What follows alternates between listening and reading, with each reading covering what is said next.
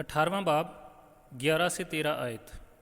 اور دنیا کے سوداگر اس کے لیے روئیں گے اور ماتم کریں گے، کیونکہ اب کوئی ان کا مال نہیں خریدنے کا، اور وہ مال یہ ہے سونا، چاندی، جواہر، موتی اور مہین کتانی اور ارغوانی اور ریشمی اور کرمزی کپڑے اور ہر طرح کی خوشبودار لکڑیاں اور ہاتھی دانت کی طرح طرح کی چیزیں اور نہایت بیش قیمت لکڑی اور پیتل اور لوہے اور سنگ مرمر کی طرح طرح کی چیزیں اور دارچینی اور مسالہ اور عود اور عطر اور لبان اور مے اور تیل اور میدا اور گیہوں اور مویشی اور بھیڑیں اور گھوڑے اور گاڑیاں اور غلام اور آدمیوں کی جانیں۔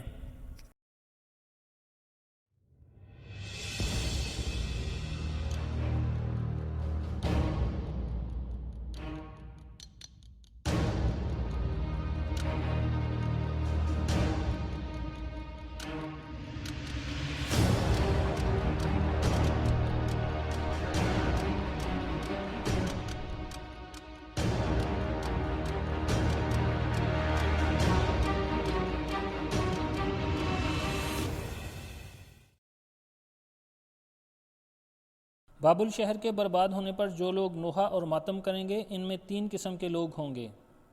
اول زمین کے بادشاہ جن کا تعلق صرف حرام کاری اور عیاشی سے ہوگا۔ دوم دنیا کے سوداگر جن کا تعلق تجارت، خرید و فروخت اور لین دین سے ہوگا۔ سوم سمندری جہازوں کے مالک، ناخدا، ملاح اور مسافر جن کے ذریعے مال اور مسافر آتے اور جاتے تھے۔ آج کل زمین کے بادشاہ اور دولت مند لوگ بہت سی دولت لے کر دبئی، نیو یارک اور لاس اینجلس کی قسم کے بڑے بڑے شہروں میں جاتے ہیں، بڑے بڑے ہوٹلوں میں ٹھہرتے ہیں اور جوا، شراب، عیاشی، نشہ بازی میں یہ دولت اڑا کر واپس چلے آتے ہیں۔ جب ان کو اپنے ملک میں اس قسم کی عیاشی نہیں ملتی تو وہ اور دولت لے کر پھر بڑے شہروں کا رخ کرتے ہیں۔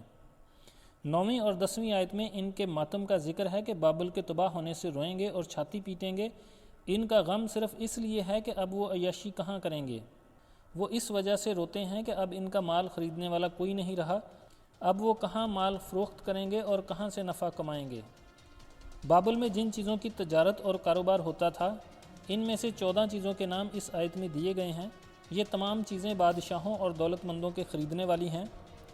سونا، چاندی، جواہرات، قیمتی موتی، یہ بادشاہوں اور امیروں کے زیورات کے لیے ہیں۔ آگے لباس کے لیے قیمتی کپڑوں کا ذکر ہے۔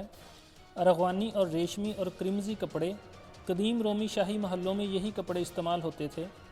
ان کے بعد گھر کے فرنیچر اور سجاوٹ کی چیزوں کا ذکر ہے۔ فرنیچر کے لیے طرح طرح کی خوشبودار لکڑیاں اور نہایت بیش قیمت لکڑی، ہاتھی دانت کی چیزیں، سنگ مرمر کی چیزیں اور پیتل اور لوہے کی چیزیں۔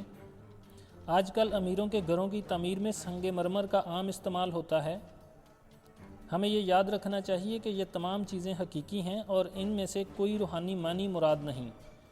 بعض لوگ سمجھتے ہیں کہ مکاشفہ کی کتاب میں ان چیزوں کا ذکر بغیر روحانی معنی کے بالکل نہیں ہو سکتا، لیکن یہاں ان سے کوئی روحانی معنی مراد نہیں۔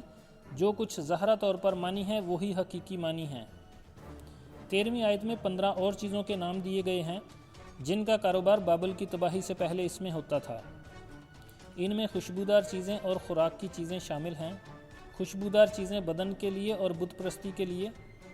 گاڑیوں سے مراد رتھ ہیں جن کے لیے گھوڑے درکار ہوں گے۔ ان کی بجائے آج کل مہنگی سے مہنگی کاریں اور بسیں استعمال ہوتی ہیں۔ بیڑیں، مویشی گوشت کی ضرورت کو پورا کرنے کے لیے اور میدا اور گیہوں خوراک کے لیے استعمال ہوتے ہیں۔